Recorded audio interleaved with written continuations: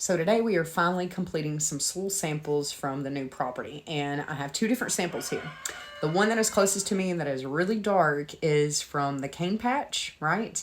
And then this area, this is actually what I call the chute. This is where we're going to put our food forest, and I'm just going to start right off the bat and tell you why there's a difference in color. So the reason why I love this cane patch so much on the property is it actually acts as a water break, right? So when water comes in heavy amounts or any amount, it actually forces the water to seep in and deposit nutrients and trace minerals. So guarantee you that's going to be the most fertile.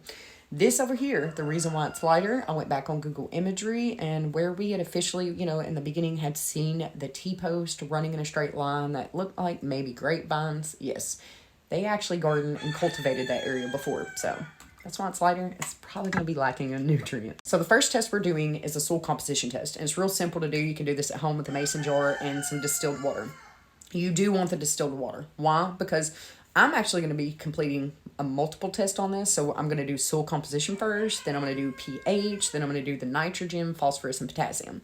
Because I'm doing all those, I want to use distilled water to make sure that none of my tests are faulty or could be altered from hard metals or anything in there. Also, don't want to touch the soil too much with my hands because we are acidic humans, beings, and so that could play a role in altering the test results. So real simple, get you some soil, and you want to take your samples I go about 6 inches deep, right? You don't want too much of that topsoil. That's mostly your organic material anyway, so go about 6 inches deep. Do not use your bare hands. Do not use any kind of tool that's not been sanitized. Again, you can alter your results, but you get your soil and you take it and put it in a smaller jar, and I normally fill this about a quarter to a halfway, and I measure it. I measure how much soil I put in there. Not by volume, not by weight. We're going by the jar. By the jar, baby. You want to settle it down in there really good. Once you pour it in there, get it good and settled, measure it. Measure it in your jar. Once you get it measured, you want to go ahead and fill it all the way full with your distilled water. Give it a really good shake, right? Set it still. Leave it alone for 12 to 24 hours. I do test results at 12 hours and then 24 hours. So I'm not going to make you wait that long. I'm going to show you the test results by the end of this. So what are we looking for? We're looking for loam garden soil. That's the goal. That's what we're shooting for. That consists of 40% sand. That's going to be the first particle that settles first. It's the heaviest, right? It'll be the quickest. It's already settled. We just poured this up 30 minutes ago. The next particle will be silt. That will be a fine layer. You want 40% sand, 40% silt. Your last particle to settle, what takes so long and what's making it so murky? Clay. That's your last one. You only want about 20% of clay. Now, if you do a soil composition test and then your results don't reflect that 40% sand, 40% silt, 40% or 20% clay, don't freak out. I'm going to use my results and kind of show you what we're going to do and what we're going to use to amend it with. Number one thing I do want you to stay away from, if you live in Florida or areas where it's predominantly sand, stay away from clay. Now, if you live in an area like Oklahoma, Arkansas, stay your butt away from sand. You don't want to mix these two. You never want to amend these two with each other. Why? You're going to be baking bricks. Are you trying to build a cob home? Because that's what that ground is going to be giving. It's not going to absorb water and become compacted, and all your plants will be hydrophobic. That's where water just repels. It don't absorb. Loamy garden soil, it holds water well but drains well. So you don't experience root rot. You don't experience it holding water, but you don't also experience compacted hard soil. A loamy garden soil, typically when you grab it and squeeze it, when it's lightly moist, it will slightly stick together but crumble easily.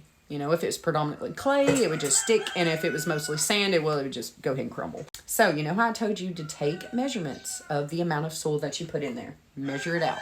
The reason why is once this settles after 24 hours, we're going to go back and take a measurement to see how closely they resemble. If they're really off, and the water's really murky, you probably need to wait a little bit longer for the clay particles to settle. But if those measurements come about right, that's where you start doing the math. And what you'll do is you'll go in and you'll measure individual layers. Your silt first, or your sand first. Remember, that's the heaviest particle. Write down the measurements on that. Go to your silt next. That's the next heaviest. Measure that. Then your clay, and so on. You also may want to go ahead and take a measurement of your organic matter at the very top, because that matters as well. That may be some of the soil measurements you're lacking if the water's clear. Earlier I told you if it's murky and you take your measurements before and after and compare. If they're really off, let it settle more. It could be that organic matter. So measure that too. It's going to be floating at top, so it's going to throw you off. All right, back to it. Once we have our measurements of those individuals, the sand, the silt, the clay, we're going to go in and do percentages on them. Our 100% is the total measurement we took at first, and then we'll do our percentages. Again, we're shooting for that 40% sand, 40% silt, and 20% clay. On the sand department, I think I'm nailing it. I could be overshooting it. We'll be back in a little bit to see. All right, we're only a few minutes in, and I want to go ahead and show you from the food forest side, the area that's already been cultivated. Look how much sand deposit has already sit. And this very fine line you're starting to see will be the silt line. And again, we'll have to wait the full 24 hours. I'll come back in a few hours and actually show that. Look at the sand deposit here. All right. Let's get them a little closer. The silt is starting to deposit. Lots of organic matter here. Not nearly as many here. Well, I totally forgot to come check at the 12-hour mark. I got busy shopping and we had the house to clean. So we're back at 24 hours, right? And I'm a little taken back. So let me tell you what I see here. This is still a little murky. I'm going to go ahead and test it for nutrients today in the pH, but I'm going to continue to let it settle before I take a full reading on this one. This one, remember, was the one from the chute, the food forest area, and this one's from the cane patch. This is what I'm seeing. We have almost all sand and silt. I'm not seeing any clay, but it's still very, very cloudy. Some of our measurement is organic material at the top. Same thing over here. Predominantly sand, and we do have a good little layer of silt, and a good healthy layer of organic matter. So this one's pretty good. I'm not seeing hardly any clay, which is tripping me out. We're in Arkansas.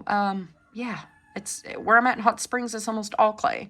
So now what we're gonna do is we're gonna go ahead and test the pH balance and all of the nutrients. And the test I'm using right here, I got off of Amazon. I'll link it down below. I think it was in between like 10 to 20 bucks. I think it was about 16.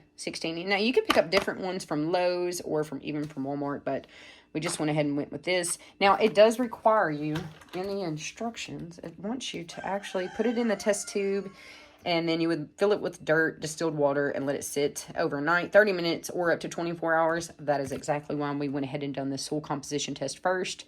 So even though, look at that, little material's still dropping down, even though we're going to let this continue to settle before we take our soil composition results, we are going to use some of the water from it to test the pH balance and the nutrient levels. So let's get right on it. All right, and with this test, it actually comes with the pH test solution, phosphorus extract solution, ammonia nitrogen activator, ammonia nitrogen solution, and the potassium extract solution. It also comes with a little pH chart and a chart for your ammonia, nitrogen, your phosphorus, and your potassium. So we're definitely going to use that. It comes with your 3 test tubes as well. You want to make sure you don't want to touch the end caps on those. And then your valves here. And 2 little droppers. And you can pretty much use anything. I promise you I will lose these right after this. So, and obviously there is enough test solution. I think it even advertises maybe up to 40 tests. And that get over 140 tests. So that's quite a bit. For this, we're going to go ahead and start with the pH. We are going to start with the pH in the cane patch, right? And then we're going to do the pH on the chute, on the food forest area. So the first step it tells you is to draw water from your little soil test samples. And remember, we were doing the soil composition. Now, I've got to be real careful with this. You don't want to touch this top organic matter. So I'm just going to move it back. Maybe not put it on so tight like I did. And of course, you want to get your test tube down in there. And I would squeeze all the air out prior so you don't cause sediment and whatnot. So you get it down here and there we go. And we're only supposed to fill this to the 2 line, which it looks like it's going to take 2 droppers full. I really stirred that up. Let's see. Yep, it's right on the 2. All right. So with this, we're only supposed to add, I think, 4 drops of the pH test solution. So let's get that open. So we got our pH test solution. We have our water from the cane patch on our level 2, and this is 4 drops. This is kind of difficult, let's see here, to get it on camera. 1, 2, 3, 4. And give her a good shake. And I think the test results, let's see here. While we sit here on this one, I wonder if it'll leak if we... Oh, good way to find out. All right, so the test results take, let's see, put the cap on and shake evenly for about 1 minute. Oh, we're gonna shake a little bit longer. All right, all the soil should be wet. Oh, that's another one. Let's see here.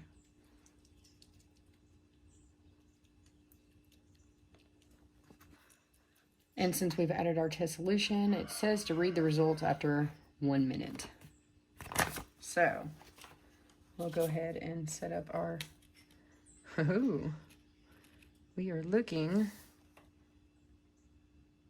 midways between, I want to say, slightly alkaline, but we'll read that here in just a second. You do want to put it up against a white piece, but it is looking slightly alkaline. So let's test this one.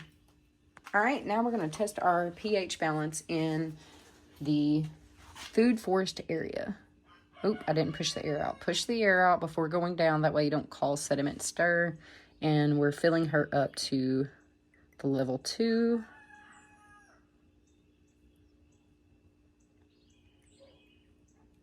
There we go.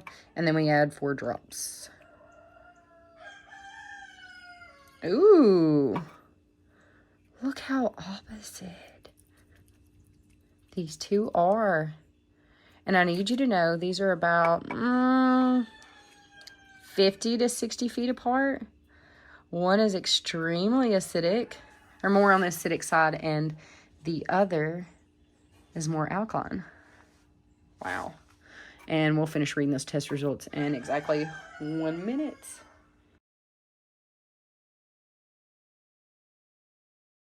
All right, we're back after 1 minute, and one of the things you do want to do is you want to compare the color of this against a white background. And the more we put it towards it, I am thinking it's more of the 8. What do you guys think?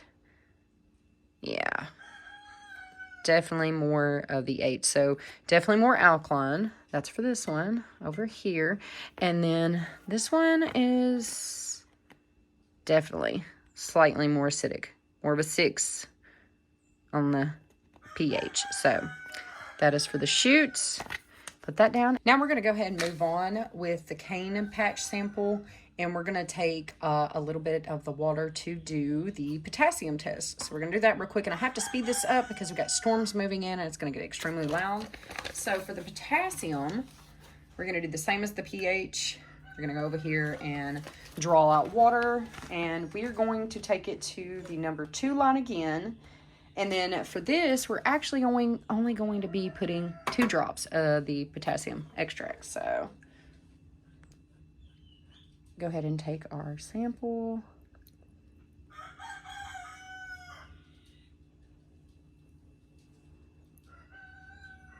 To the number 2 line.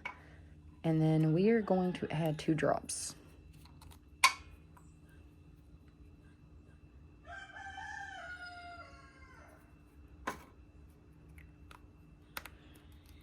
Shake well. Make sure this is fully closed, and we're going to wait. All right, and on the cane patch for potassium, it looks like we're sitting really high on the potassium chart, so that's good. Now we're going to go ahead and move on and do the potassium test on this one. So let's go ahead and grab another valve that's clean. Get it to the number 2 line. Oh no, that was an epic fail.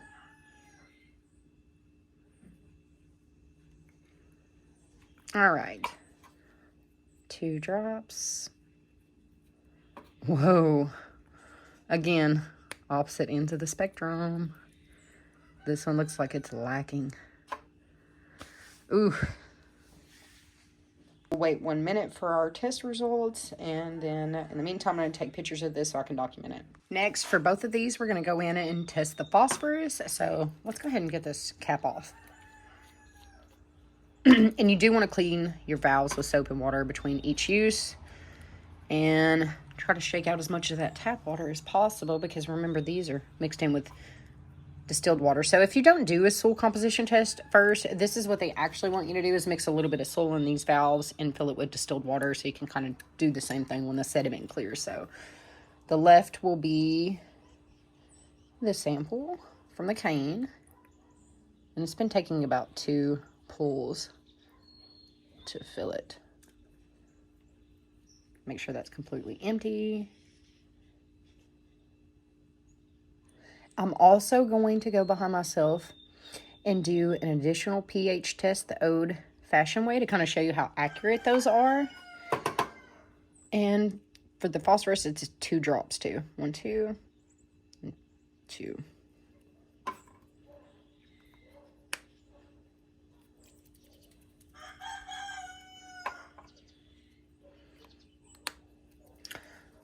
Looks like we might be pretty well off on phosphorus on both sides. But we'll wait our minute and we'll see. And now that a full minute has went by, we can obviously tell that both the cane patch and the new food forest area are doing pretty good in phosphorus. It looks like obviously the cane patch is doing better, and this could use a little bit, but I think we're pretty good. All right, we're gonna go ahead and move on to testing the nitrogen level in both of these, and this works a little bit different. So for this, we're gonna take and fill it to the number 1 line, which is probably only 1 dropper full. We'll add 2 drops of the nitrogen activator and then 2 drops of the nitrogen solution. So let's go ahead and start with the cane patch. And again, it probably will only take about 1 dropper. Yeah. So we'll set that down. Go ahead and 2 drops here. 1, 2. It says to shake, cap and shake. And then you want to go back in and add 2 drops of the solution. 1, 2. Shake again. Wait a minute. So we'll get this one going. Bow. Right in the kisser. And then we'll go ahead and do that one.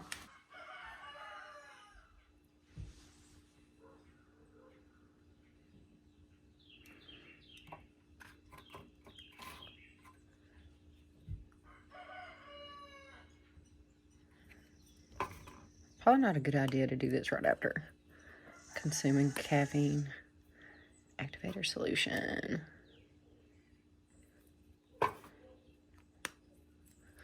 Oh, are we both gonna suck in nitrogen? Let's see. I think we are, friends. I think we are. We're gonna wait a minute. Oh, I don't want to move this too much. We're gonna wait a minute and see, but yeah. And now that we're done testing all 3 of these, I'm going to snag some pictures, and I think what we're going to go ahead and do is test these both out the old-fashioned way to test the pH balance and reflect back on these test results for the pH and see how closely they are. And then I'm going to hit you guys with solutions on what we plan to do to fix the soil. All right, I promised you guys an old-fashioned way to test this yourself, like a do-it-yourself kind of method, with just using an alkaline, which is your baking soda, and then a acidic, which is your vinegar. And I'm going to show you real quick how we do that, just using the soil samples themselves, a little bit of baking soda, 2 mason jars, distilled water, and vinegar. So here we go. First thing we're going to do is make a little slurry using distilled water, right? So we're going to take some of the soil sample here. Make sure there ain't too many rocks in there. Right.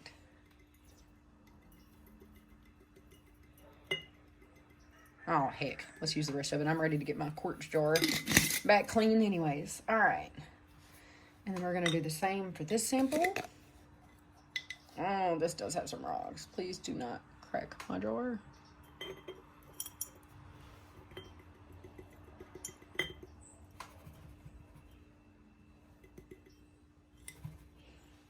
It's about the same amount. All right. Now let's get her done. We're going to start with baking soda on this first. And what sucks is I'm actually not going to have enough sample for this one on the cane patch to actually tell you guys if it's more alkaline or acidic. So we'll have enough dirt to do this one on both, but I'm just going to go ahead and show you the theory behind the baking soda, right? So we know that baking soda is an alkaline. So the theory is if this soil is acidic, right, it's going to fizz when it comes in contact with the alkaline such as baking soda. So the first thing you do is mix equal parts soil to distilled water. Remember, we want to use distilled water to kind of keep from having any faulty results. So equal parts here. All right, let's get this one pretty even.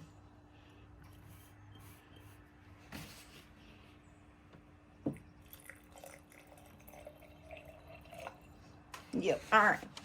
So we're gonna make sure these are good and mixed up. All right. And we're going to go in with the baking soda. And how much baking soda is actually 1 tablespoon. This is a half a tablespoon, so we're going to be using 2 scoops. Let me grab my baking soda. And if either one of these were to fizz, this is going to show us that it is slightly more acidic.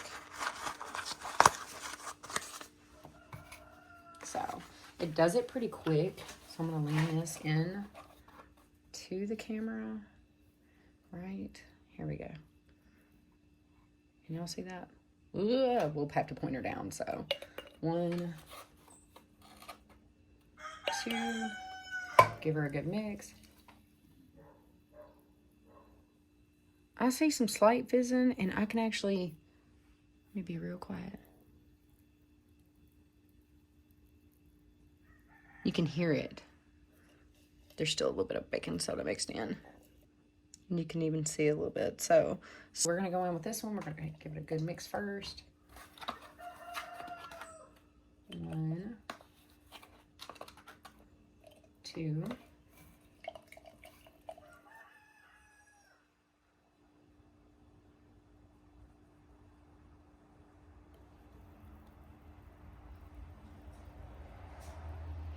This didn't fizz at all.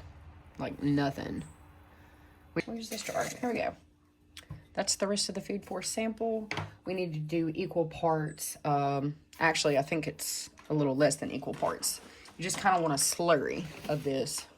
So just slightly mix it. We don't want it soupy. So more of a slurry. All right. And to this, we're going to add a half a cup of distilled vinegar that's at least 5% acidity. And this is already measured out in cups for us, so we got almost a half a cup here, so we just need to go slightly up. Let's get our vinegar. Now, the theory behind this is if it bubbles, it's alkaline, right? Because we're adding an acidic. So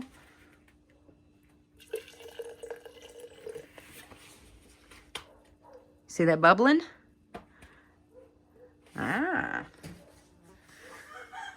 What about it? We are done with our soil sample. We could just, let me pour a little water out and we'll go ahead and fill it with vinegar, the half a cup, and let's see what we have more dirt than really water, and I've stirred it up some. Let's see what it does when we add our vinegar.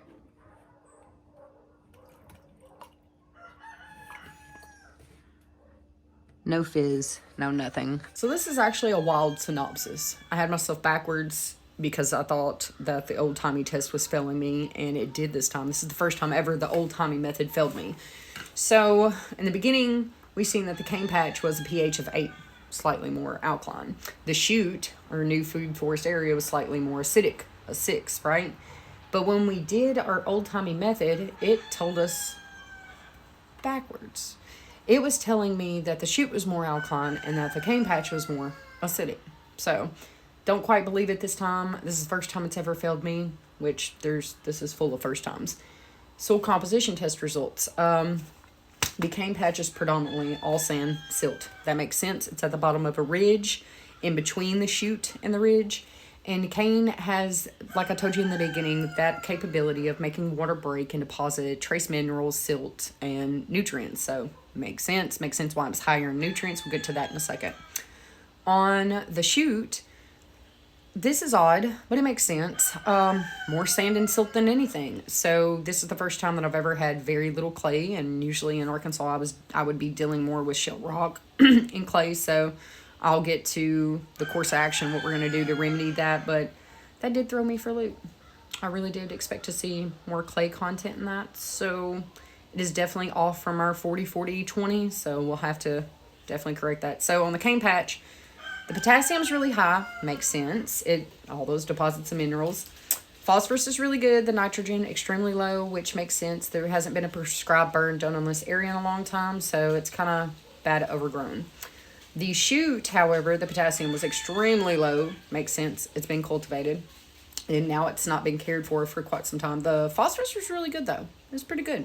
Slightly lower than the cane patch, but really good. And the nitrogen extremely low, which again makes sense. All I see growing out there is goldenrod, which is, most people see it as a noxious weed. It is medicinal. A lot of us like it, but it'll pretty much grow anywhere in Arkansas. So here's what we're going to do on soil composition. The cane patch I only wanted to know. I just was curious in the reflection of the two to kind of see the difference. So I'm not going to do anything to the cane patch, but for the food forest area, the course of action is we're going to need lots of nitrogen. Lots of nitrogen-rich compost, and we're going to use green compost that I make.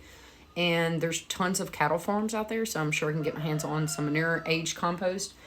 For the potassium problem, we're going to go in and add muriate of potash. So that's an organic source.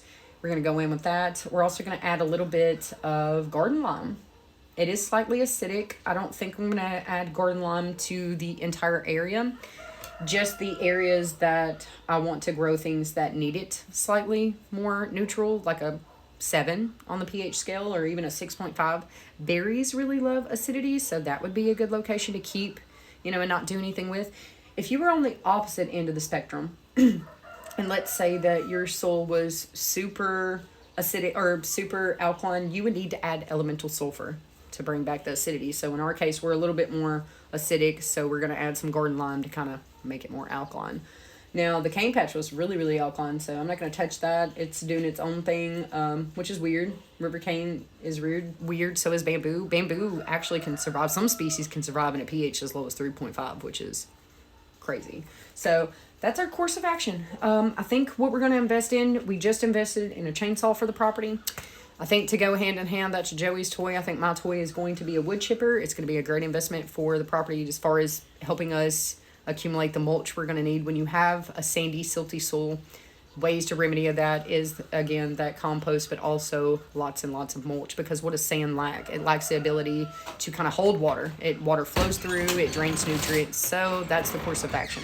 One thing we got to really remember with adding all of this mulch, it is going to help offset the sand, the silt content of the soil, but it is a big nitrogen robber. So if we were to put that on a very extremely low nitrogen level type of soil already, we're gonna have some nitrogen issues. So we're gonna have to heavily fertilize with natural sources of nitrogen, which chicken litter and the aged compost. And when we go to plants, we're gonna have to additionally add probably blood meal into the small areas that we're transplanting in, to kind of help boost those plants, because we're going to need a ton of mulch to offset the sand. And the more mulch, the more nitrogen is going to rob. But that's all I've got for y'all. We've got them sampled. You got them. These I'll have linked below. This was super easy. I actually like this better than the capsules ones that you would get from Lowe's. I've done those in the past, and they, after a while, they absorb moisture and they kind of fall apart. This was like a test solution kit. It came in plastic bottles.